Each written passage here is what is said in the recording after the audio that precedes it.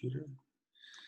Hello, everybody. I am Kosta Makreas from etletstalk.com, and I want to welcome you, the ET Let's Talk community and other communities, to today's interview with my friend and wonderful activist, Mark Sims, who you see here.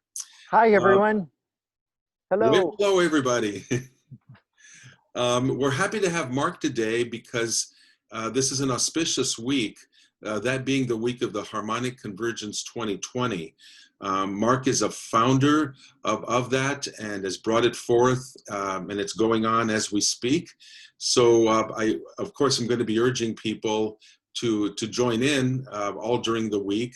And it will culminate on July 14th with something that's of particular use to this and interest to this ET Let's Talk community, which is, we believe, the largest mass outreach to our cosmic star friends that's ever been attempted, thanks to the vision that Mark has, and he'll be talking more about that in detail. So I urge everyone, and Mark will give out the links that he wants to give out, etc., so that people can be a part of the Harmonic Convergence 2020 during the week with all the wonderful speakers, and also to join in on July 14 when we do this large CE6, as it's called, our mass outreach to our cosmic friends and families. So without further ado, I would just like to ask Mark here to tell us a little bit or a lot about himself, how he got to be here today, and then we'll take some, we'll start asking some questions from there on in. So Mark, hello, welcome, and you have the floor. All right. Well, Kosta, thank you so much for the opportunity to share what I'm up to with the CE5 and the ET Let's Talk community.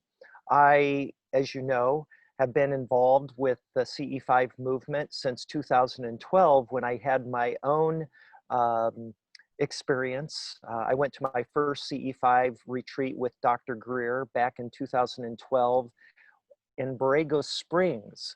And for those of you who don't know where Borrego Springs is, it's in the Anza Borrego Desert, about 2 hours northeast of San Diego.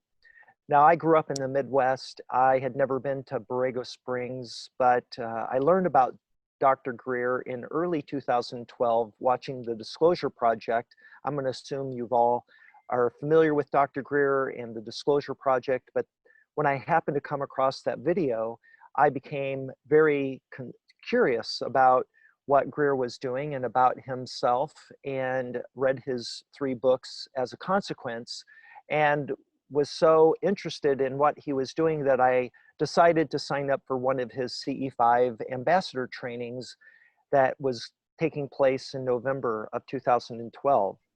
It was a 6-day event. There were 25 of us altogether. Some of you listening may have actually been there. Peter Chan and others that I won't mention all 25 names, but Ricky Butterfass. Kosta, you were not there, but I had the pleasure of doing CE5s in California with you. We co-hosted something in Mount Shasta that was an epic event. That was in 2015, if I'm not mistaken. Is that right? Yes. And it was you that actually introduced me to my very dear friend, Daniel Sheehan. You joined me for that historic meeting in early 2015, in which we met at his office at the Romero Institute and talked for hours with Danny and his wife, Sarah Nelson. And that was the beginning of a deep friendship that I continue to this day. Danny is one of my dearest friends, and I credit you with that introduction, and I will be forever grateful and in your indebtedness to introducing me to Daniel Sheehan, the very famous US constitutional lawyer who's been such an activist on so many fronts, Standing Rock, the Iran-Contra affair, the Pentagon Papers, the Karen Silkwood case that led to the halt of all nuclear reactors in America from being built because of the 3 Mile Island incident that happened directly after the Silkwood case, in which he found out that the company that was making the uranium fuel rods was bypassing safety regulations on quality standards, and they were shipping these faulty rods to atomic reactors all over the world. And what they also discovered, which many people don't know, and I know from reading his book, is that they were also shipping the uranium company that I'm talking about that was shipping these uranium rods was also, now I believe this is true, I read it, and Danny told me himself that this uranium enriched was being sent to other countries. Not a good thing. And all this came out in trial during the Silkwood case, when the family sued the government, or the company that was making the fuel rods. And so anyway, he's an American hero. He's one of my best friends. And together, he and I have started a number of initiatives through the friendship that you helped create. And so thank you, Kosta. Like I said, I'm forever grateful to you. Well, and I do want to add that I thank you for the credit, but I have to pass the credit to my wife, Hollis Polk, who actually, but in our combined presence, she had a psychic hit. Hollis has a good connection with her higher senses and self and her guides and stuff. And when she heard your name, Mark, and we met you, she knew and said, Danny and Mark have to meet.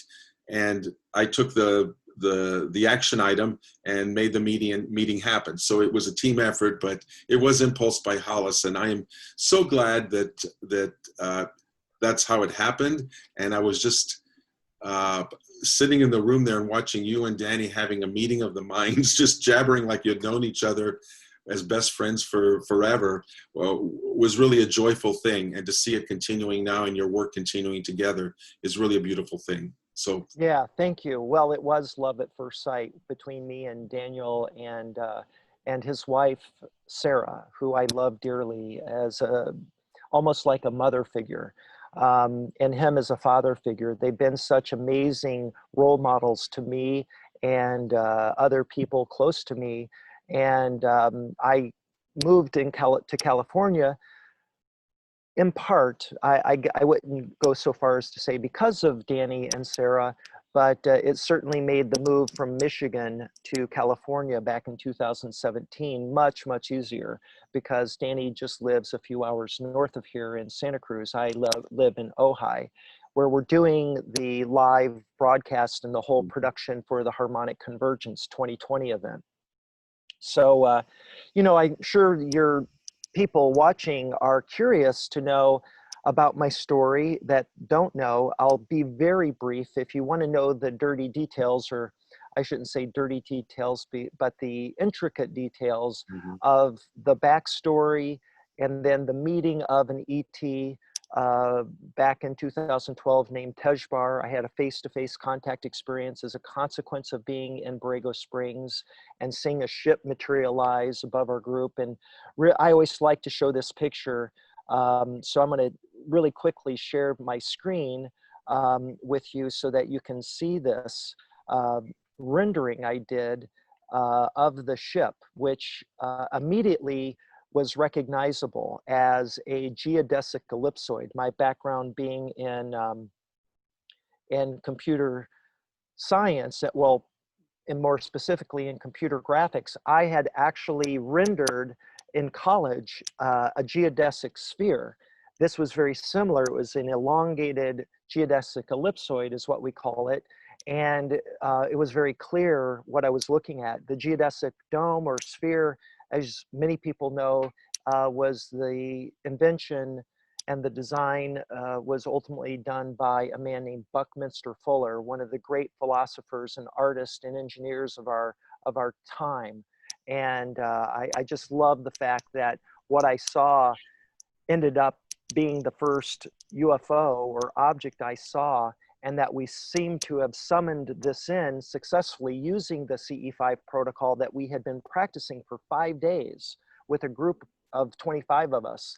And when I saw that for the first time, it completely changed my life. Mhm.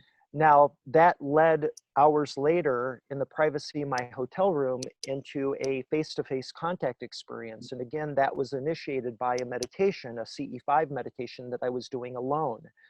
And in that face-to-face meeting, which was a light being, it appeared to me to be a being made of light.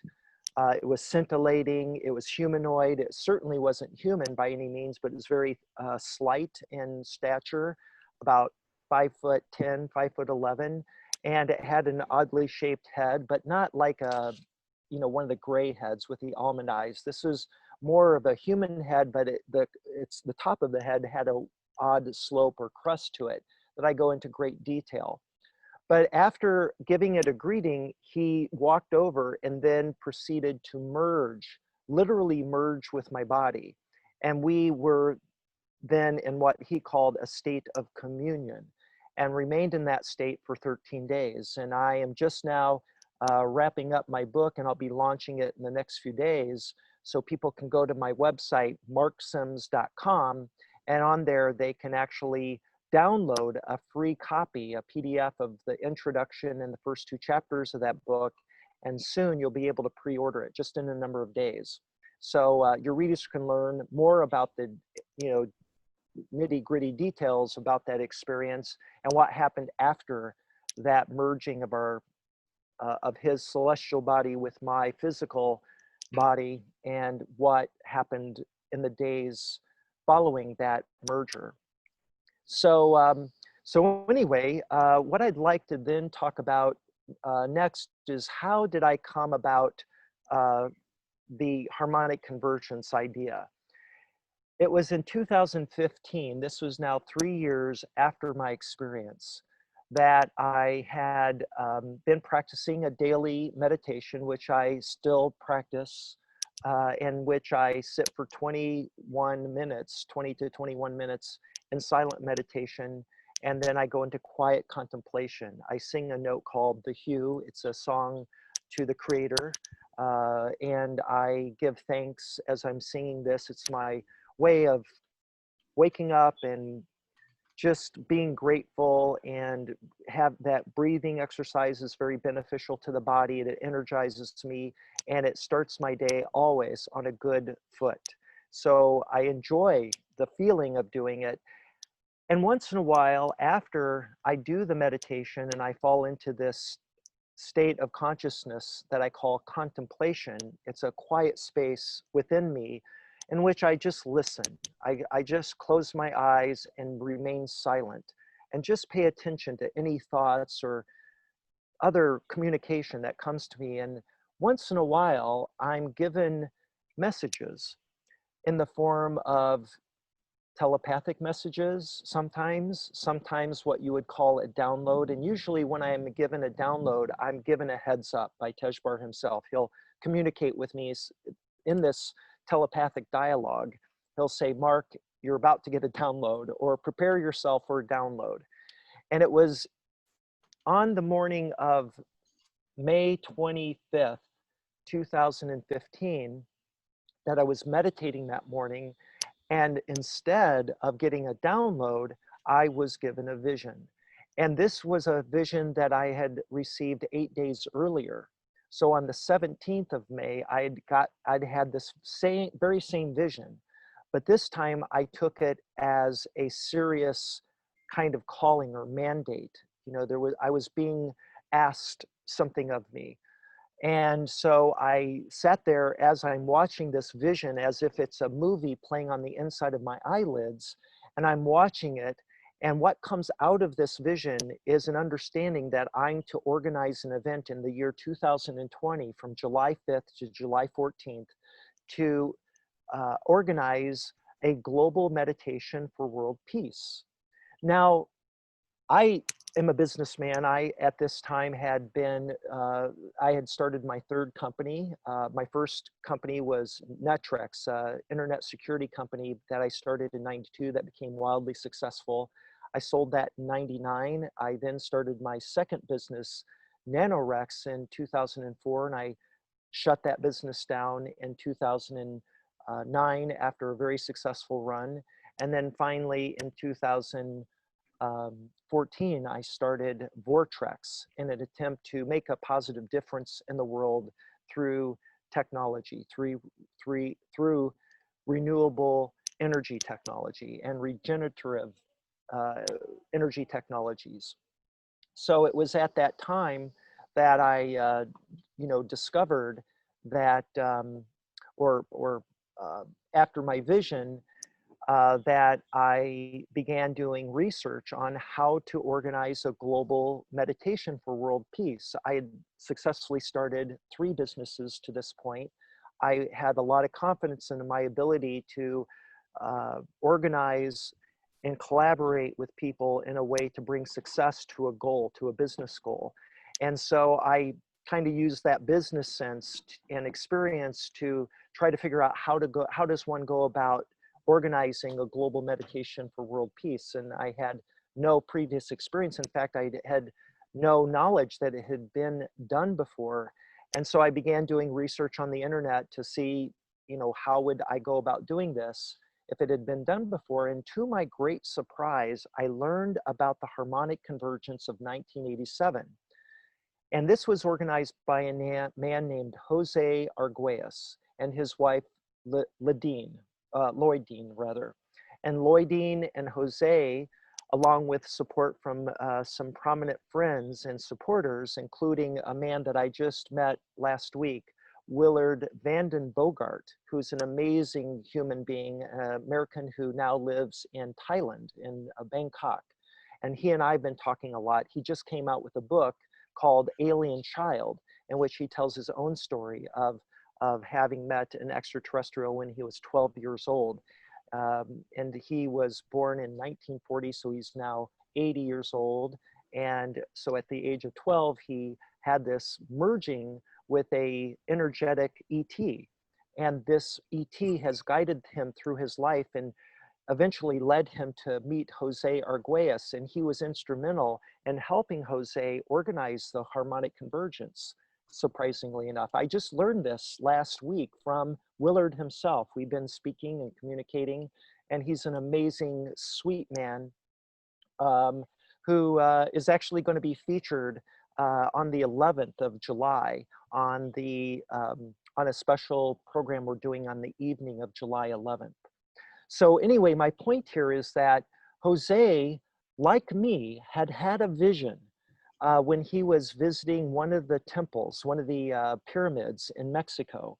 And as a young man, he was at the top of the pyramid, and all of a sudden a vision comes to him. And it's the vision of organizing an event, a global meditation for world peace, promoting world peace. And he dedicates his life to this cause. Now, this is way before cell phones and social media and the internet.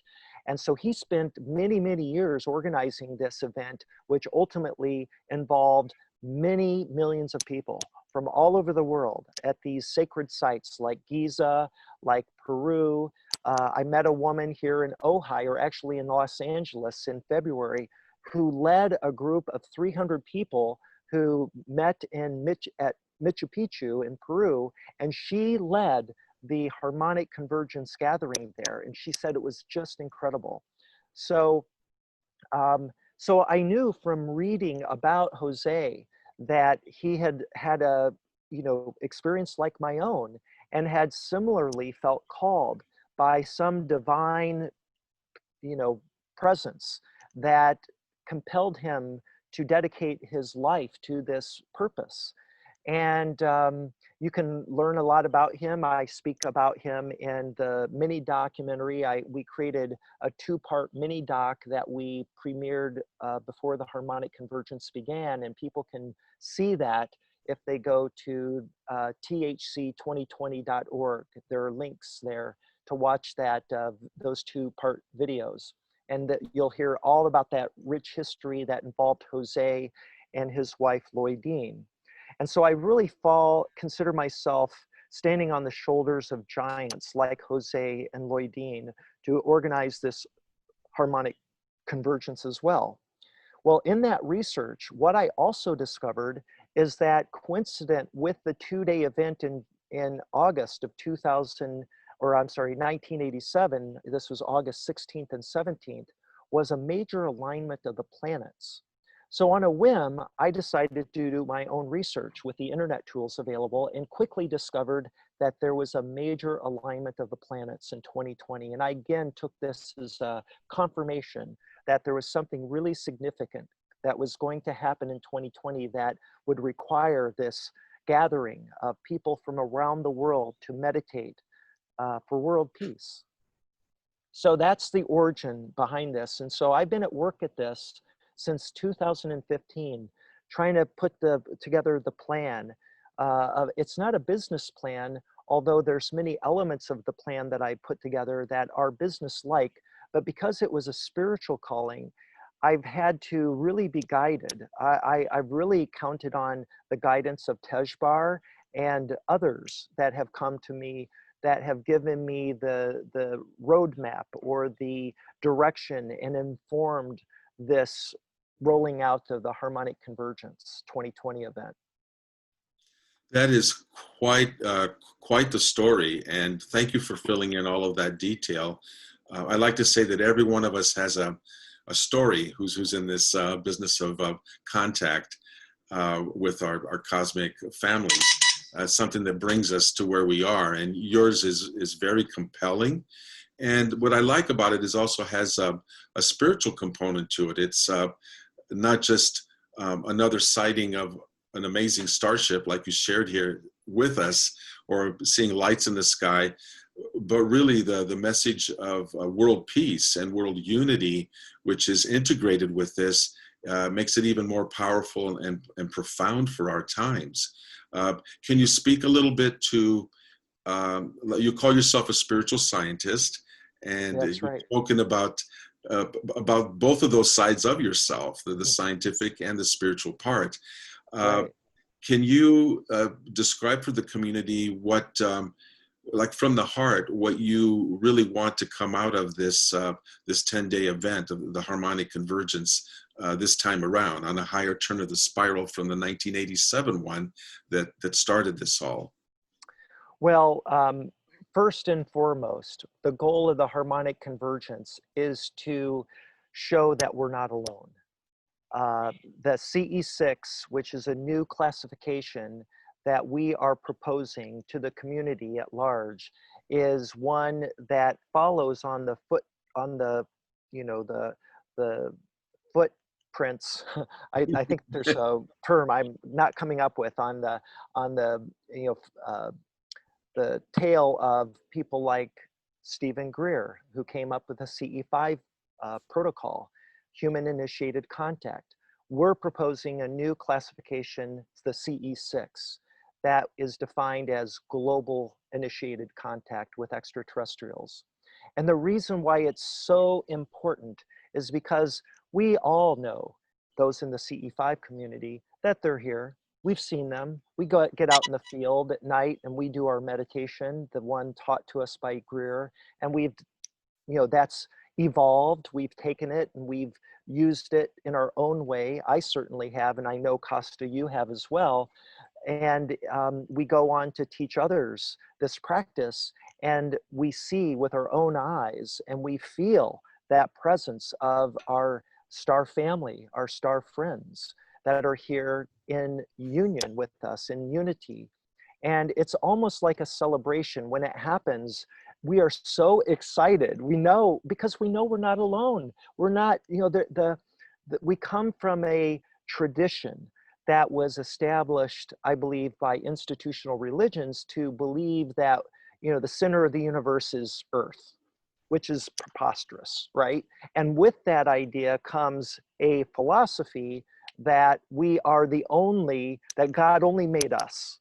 And there's no other life in the universe, because if there was, oh my gosh, that would open up a whole can of worms and open up our minds to, who are they? And are they brothers and sisters or friend and foe? And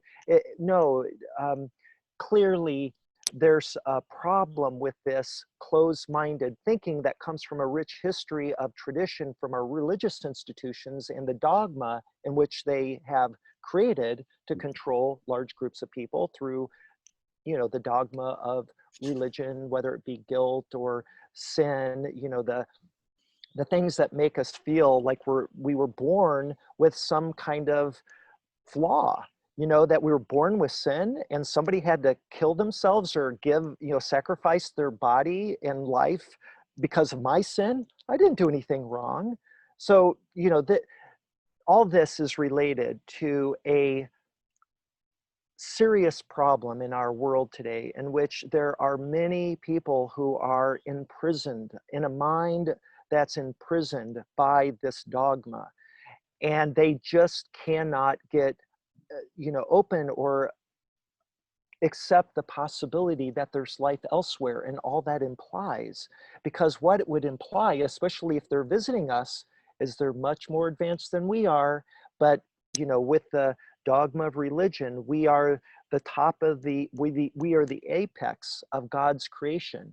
And we master all things that give us somehow a divine right to control nature, to do whatever we want because we're man, and we are given this divine rule over all things, whether we're a king or whether we're a business person who has a lot of success, and we just attribute that success to God because God has blessed us somehow. And so there's a concept that, you know, I am special and because I have a successful company, and I can now rule over the peons, the underlings, and that there's a sense of superiority that develops through this religious dogma, I believe, subconsciously and often consciously.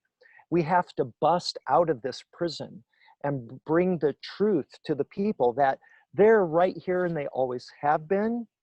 And that's why the ultimate goal of the harmonic convergence is to show the entire world that we are not alone. So as a family, we are coming together in prayer and in meditation, humbly before all of creation and all of our star families who are very loving and just patiently waiting for us to grow up and ask them to show themselves, because they're operating under a type of prime directive, a spiritual law that they are observing.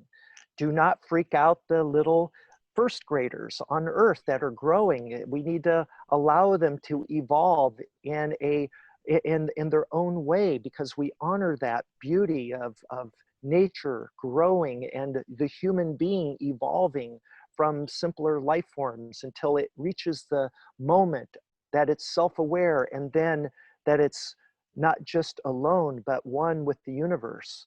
And that's where we're at. That's what we're going to bust through. And if we can reach a tipping point in terms of the number of people around the world unified in a synchronized meditation and prayer, and give them permission by asking them, saying, will you please come and show to the world that we're not alone? We give you permission. And it's like my experience in the hotel room on the morning of November 16th, 2012, when that being was standing in front of me, and I gave it permission to do with me and my body anything it chose, and it would not do that unless I gave it permission. It was standing there waiting for the signal, for the permission to do what I wanted. And so I asked the right question, and I thank God, thank the creator, thank all the universe, whatever you want to call that thing that is the creation and the cause of it.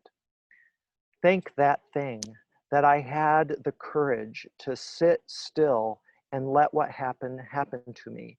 I am so privileged and honored to be a type of messenger. I really identify with the Greek god, well, actually the Roman god, Mercury, and because he was the messenger of the gods. And I believe, in a way, I'm a messenger here, bringing this divine knowledge to the world that we're not alone.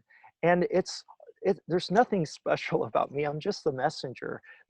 They're the ones that are special, and you're aware of them. So you're a messenger as well. You're a Mercury. And all of us in the CE5 movement are Mercury's or Venus's, like Hollis is a goddess of love. She's, you know, divinely led through her practice, what the wonderful gift she has that she gives to the world in service of others to guide them and help them through troubling times. And that's what I see you and I doing as brothers in this mission.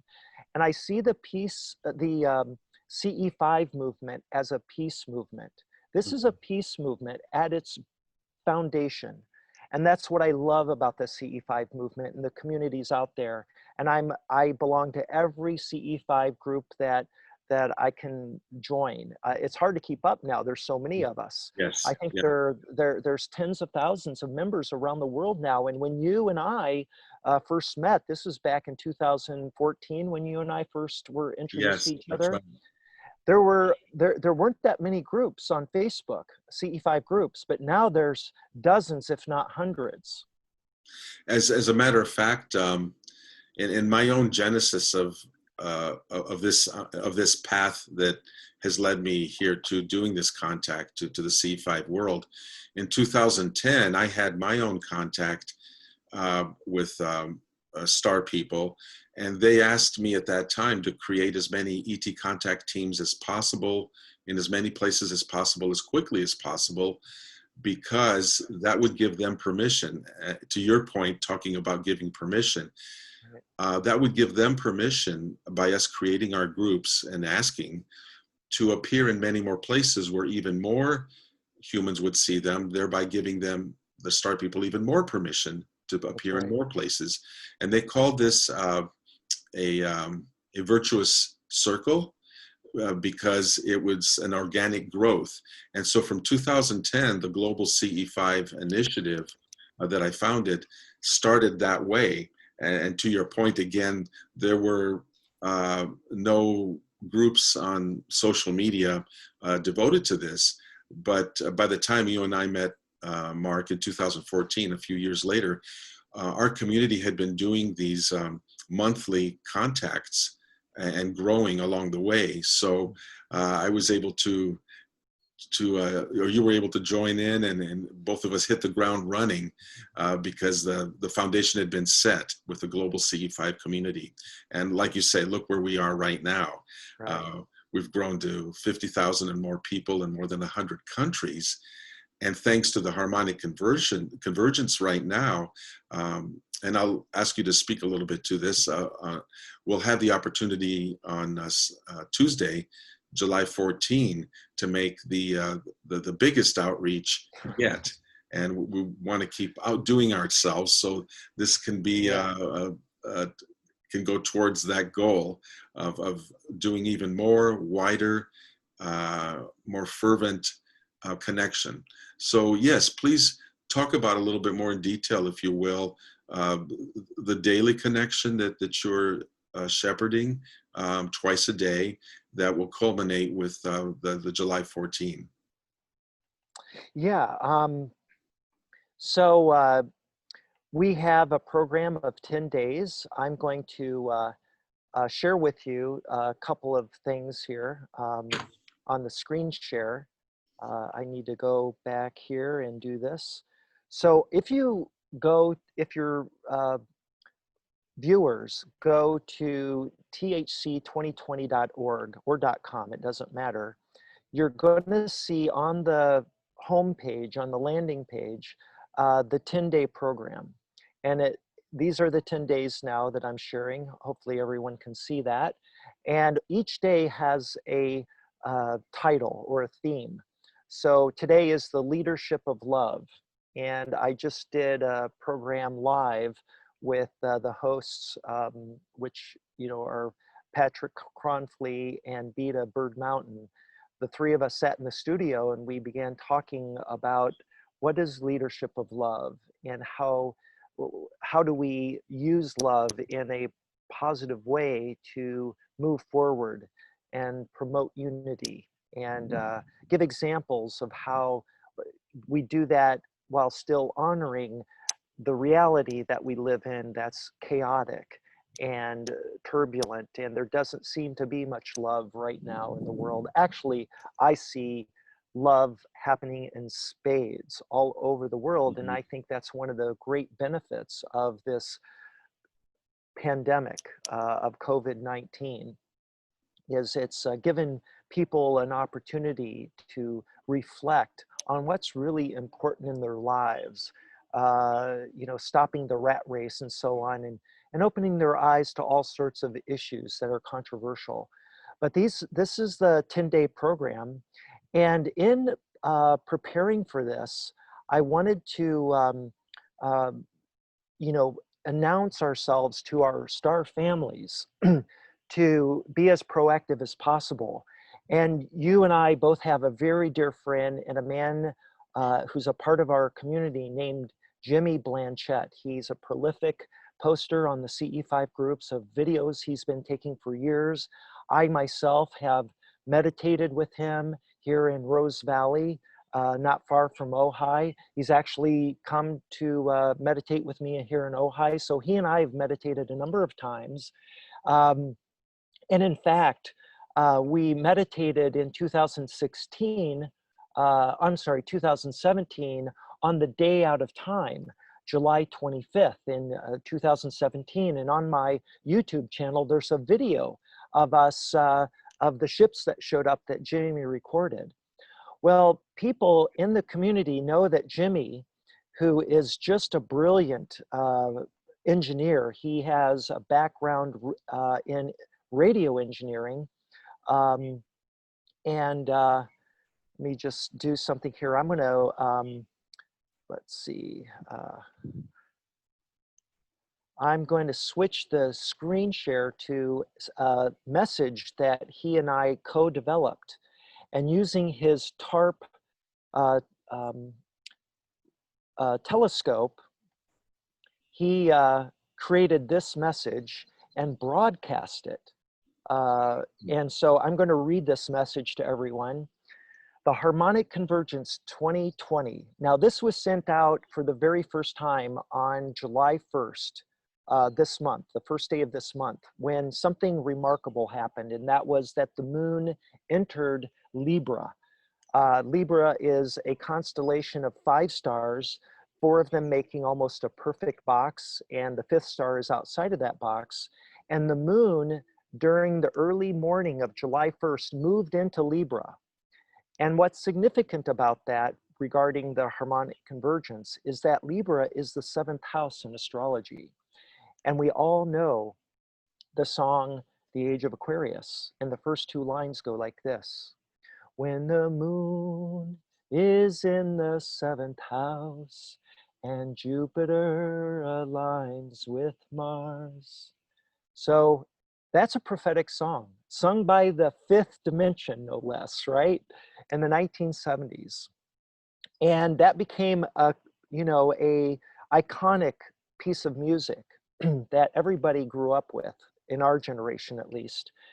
And so this is really, the harmonic convergence is also not just about showing everyone that we're not alone, but it's also ushering in the age of Aquarius. We are now in the age of Aquarius. And this is a new golden age, according to many traditions around the world. But this message here was created in that spirit of ushering in a new age. And so Jimmy and I worked on this. The Harmonic Convergence 2020. This transmission is addressed to the Galactic Federation of Light, and all friendly civilizations who are caring for humanity and planet Earth. From July 5th to July 14th, 2020, a historic 10-day global meditation experiment is taking place around the world. We aspire to collectively raise the consciousness and thus planetary stewardship by lifting humanity into deeper resonance, coherence, and world peace. And beyond world peace, universal peace. The event will culminate on July 14th, where you are invited to manifest your presence in our skies around the world in a very demonstrative way so mankind can finally reunite with its cosmic family and enter a new era of love, peace, and prosperity for all. Please help us co-create this timeline and transform Gaia into the paradise that it was meant to be. Humbly requesting technological assistance to relay this message throughout the galaxy and the universe, welcoming your presence and protection from ambassadors of Earth, continuing planetary advancement. And there at the bottom, we have the 10-day schedule with the titles and themes of these 10 days.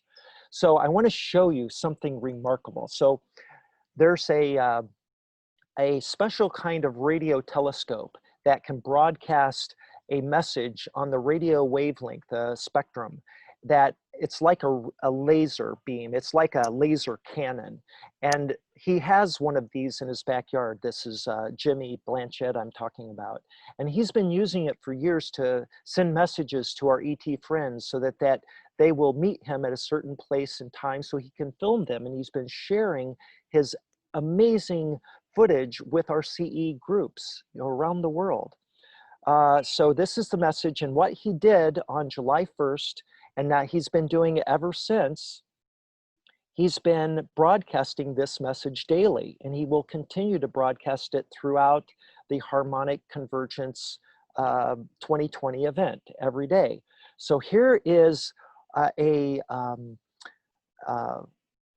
on here. Let me just check, make sure you can see this. I believe you can see this. Yes. So this is a message, the THC 2020 message as decoded by a spectrogram analyzer. So this is literally how the ETs take a radio message and reconstruct it into an image. And this is all invented by Jimmy. He's a brilliant radio engineer. So I'm going to play it for you. This is a actual recording. And it's just showing how as it's being displayed or broadcast, this is showing what it looks like to the ETs. And this is in real time. Isn't this cool? This is the message. So this is being transmitted as light, as spectrum? As a radio spectrum message. So the electromagnetic spectrum is made up of various ranges that we define by like visible light. You know, it's defined by what we can see from, you know, the red spectrum to or from red to purple. That defines the spectrum of the electromagnetic spectrum. It's a little sliver actually of the electromagnetic spectrum that we call visible light. And then hold on, I'm gonna go back to excuse me, I need a drink. Sometimes we all need a drink. This isn't spiked, this is just coffee. Oh, I'm sure. Oh, actually it is spiked with some chocolate, some cacao. All right, that's the best. God's food. Yes, it is the best. Anyway, what I was saying is that if you understand the electromagnetic spectrum, it's made up of ranges that we have defined as humans to correspond to things that make sense to us, like the visible spectrum of the electromagnetic spectrum is this very small spectrum of about 400 nanometers, I think, to 800 nanometers of wavelength of, you know, the wavelength of the electromagnetic spectrum. But it's a very tiny sliver. Next to that, on the low end, we call infrared. It's below the visible red range. And light or electromagnetic energy that is propagated, you know, that's traveling through space is invisible to our eyes, but you can see it with a special kind of camera, an infrared camera. On the other end of the visible spectrum, we have UV, ultraviolet, and that in violet, you know, is purple, of course, but ultraviolet is ultra or higher than violet. And in that range, we have an invisible spectrum to our eyes, but to certain kind of cameras, you can see things that are ultraviolet, and things like flowers, for instance, have amazing beauty in the ultraviolet spectrum, and it's, you know, bees that see in this spectrum of light, primarily that guide them to the flower so they can harvest the nectar and do their work. So, but this is invisible to us humans. And it was another radio engineer, a man by the name of Wilbert Brockhouse Smith, who was a Canadian engineer who came out of the field of radio technology, he was a radio engineer who developed a device, or a station really, that what became called Project Magnet. This was in the early 1950s, after all the sightings that were happening around the world of UFOs after World War II. And the UFOs were showing up, for those that know the history, they were showing up because of all the nuclear blasts that were happening as the nuclear bombs, the earlier generation of nuclear weapons, were being exploded as tests, and then being developed more and more.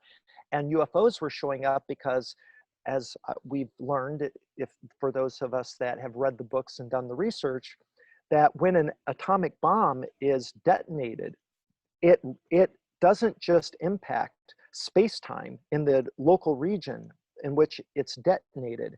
It reaches into other higher dimensions, and there are these higher dimensional realms that are right here with us that are affected by the atomic bombs going off.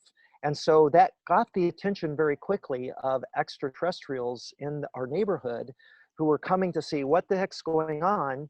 And they began communicating with people on Earth at the Pentagon, for instance. There's a very famous case called The Stranger at the Pentagon. It's based on the name of the book is Stranger at the Pentagon, written by Dr. Frank Stranges, who was a friend of an ET named Valiant Thor.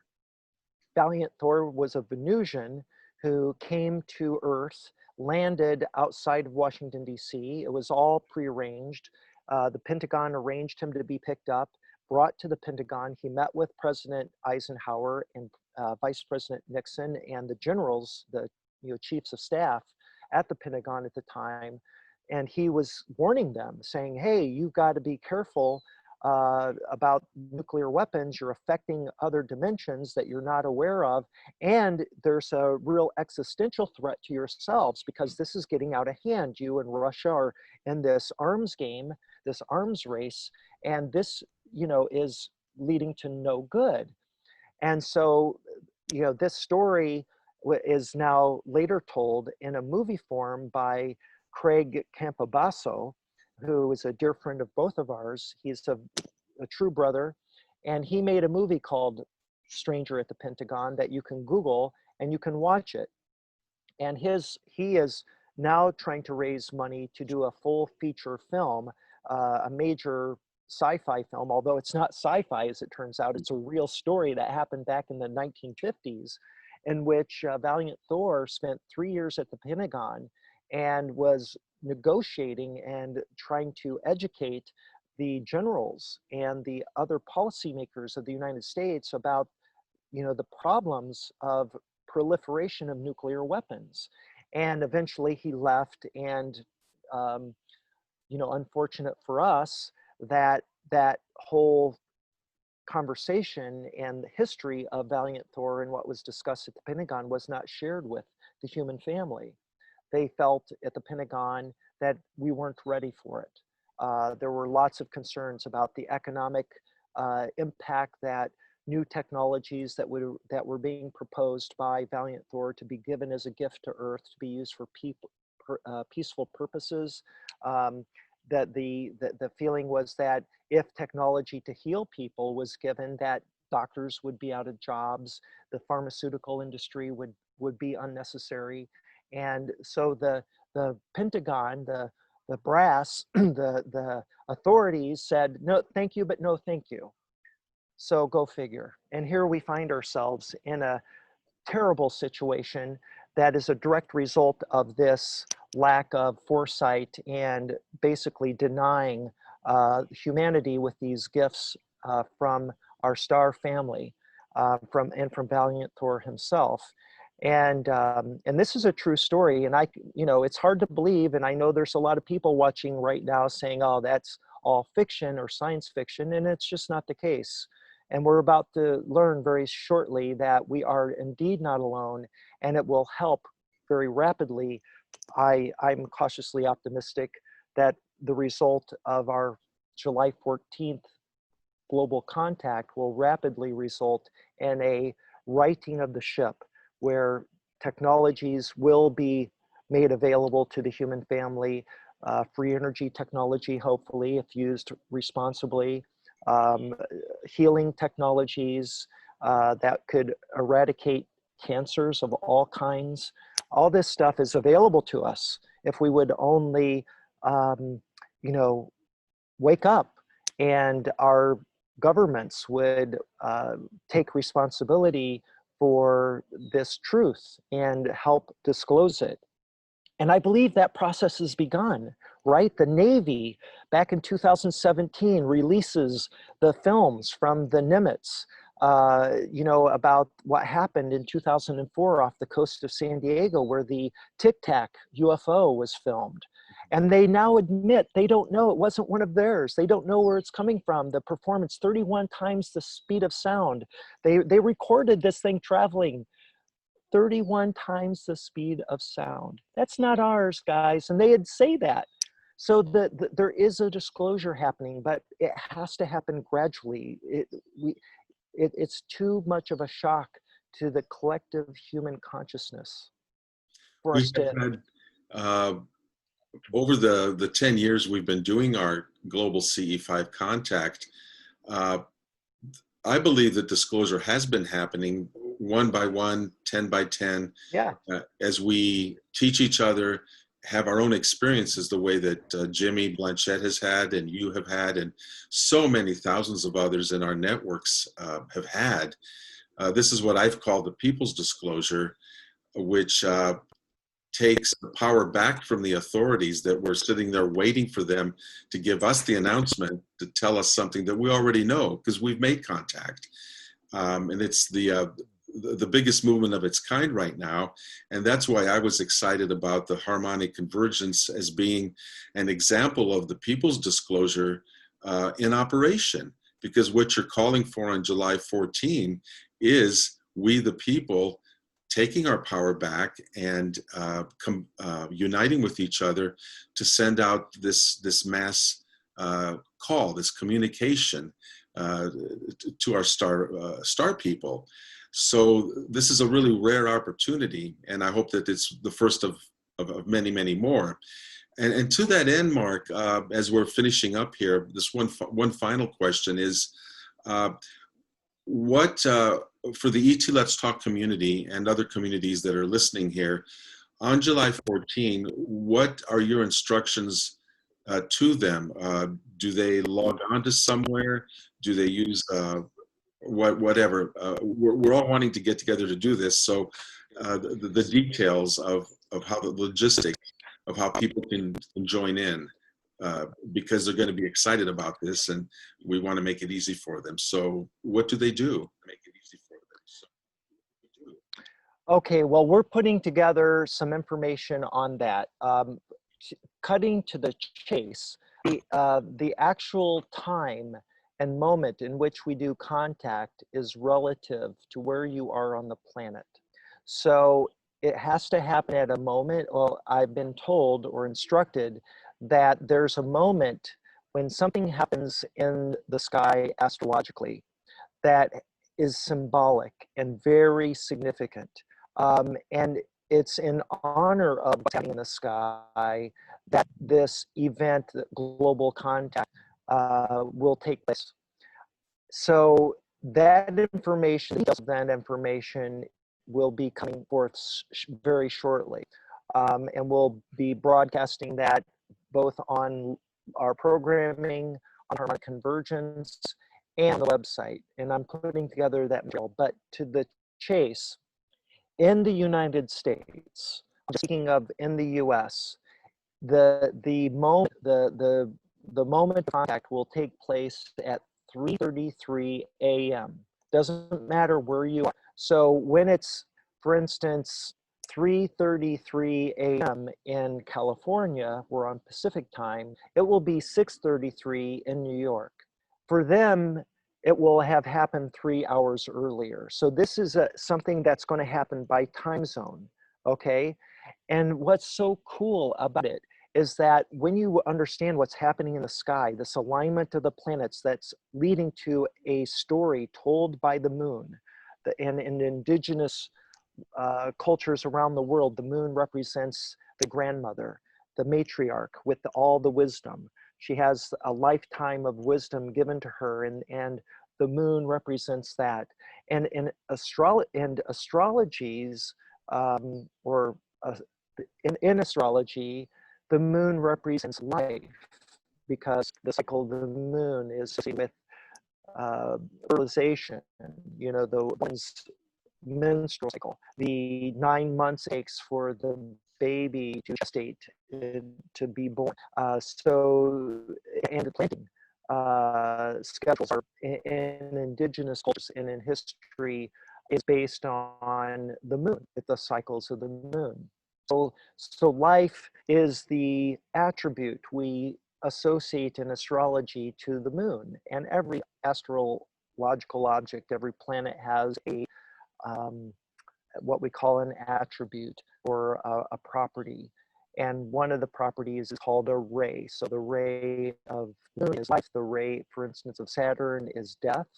It's kind of counterpart complement. The ray of Saturn, or of Jupiter, is justice. So that gives you an idea of what we're talking about. The moon is going to be, it has been telling a story starting on July 1st, remember, when it entered Libra, and then it will continue its journey, telling a story every night. So I encourage everyone to sit when they do the CE5 and ultimately the CE6, observe the moon and what's happening immediately around her. You're going to see Jupiter and Saturn and Mars. And tonight, if you go out and watch, you'll see Jupiter and Mars in alignment relative to the moon. If you drew a line from Jupiter to Mars, the moon will be right in the middle between them. And this is, again, from the song, The Age of Aquarius. When the moon is in the seventh, okay, you know the words. We all know the words. But what happens on the morning of the 14th at 3:33, wherever you're at in the United States, the moon will bisect an imaginary line defined by the endpoints Venus and Mars. And right above the moon, invisible to the naked eye, but with a telescope, a powerful enough telescope, you will see Uranus. And symbolically, this is the moment, the magic moment when something amazing happens. And that is that Mars will be given a new symbol by Uranus. Now, in astrology, every planet has a symbol, but Uranus is a special case. It has 2 symbols, and you can ask Hollis all about it. She knows all about it. The second symbol for Uranus is a circle with a dot in the middle of it, which happens to be the symbol of the sun, which many cultures around the world call the father sky. You know, he's the father, a symbol of the creator. Without the sun, there's no life, right? And then the arrow pointing straight up. Now, Mars currently has a circle without the dot, but the arrow is at a 45-degree angle. And that implies something out of balance.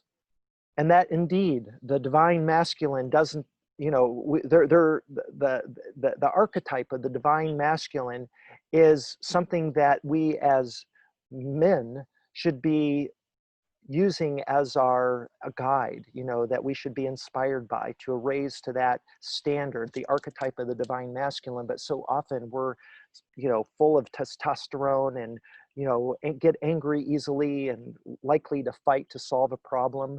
And this is why Mars has the circle with the arrow off to the side, because that's not the right way to resolve conflict. That's not the way of love and peace.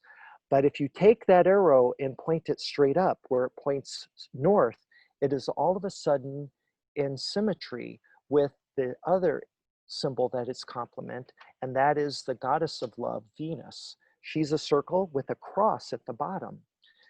the so the cross you can interpret as potentially the Christ consciousness.